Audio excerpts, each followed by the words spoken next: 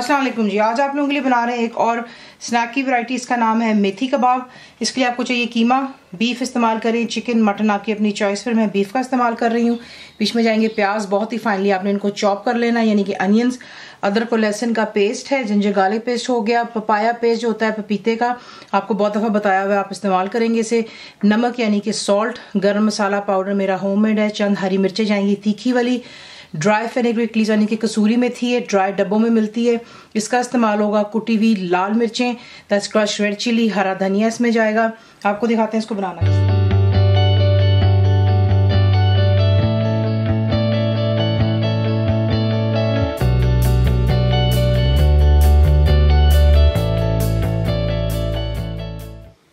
Chopper ले लीजिएगा, उसमें आप डालेंगे जो कि प्याज आपको दिखाए हैं,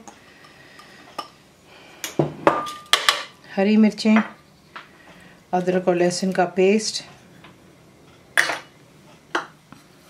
कसूरी मेथी, कुटी हुई लाल मिर्च, गरम मसाला, नमक,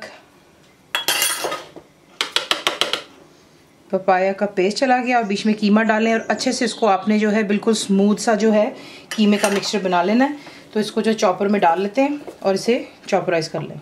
आपने इसको बिल्कुल स्मूथ जो है पीस लेना ताकि कि बड़े स्मूथ क्रीमी आपके कबाब बनेंगे। बीच में हम डालेंगे हरा धनिया और इसको आपने जो अच्छे से इसके साथ में मिक्स कर लेना है। मिक्स कर लेने के बाद अब आपने थोड़ा सा तेल जो है यूँ हथेली पे लगाना है और उसके बाद में यहाँ पर आप कबाब गोल बना लें या कबाब की shape, that's up to you.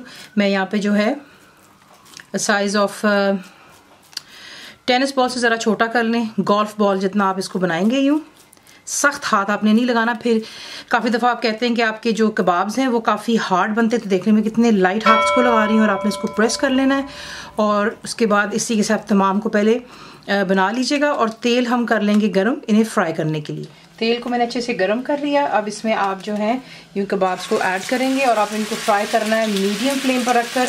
Not forgetting कि हमने इसमें पपीता लगाया हुआ है जो कि इनको बहुत सॉफ्ट और जल्दी गला देगा।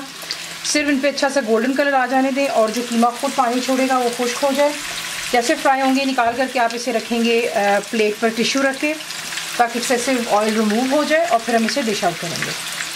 इन्हें आप सर्व करते हैं प्याज के लच्छों के साथ। साथ में ऊपर थोड़ा सा आप चाट मसाला डालेंगे। चटनी आप अपनी पसंद की कर सकते हैं, इमली की चटनी रख लें या फिर पुदीने की। गर्मा गर्म रोटियां होंगी।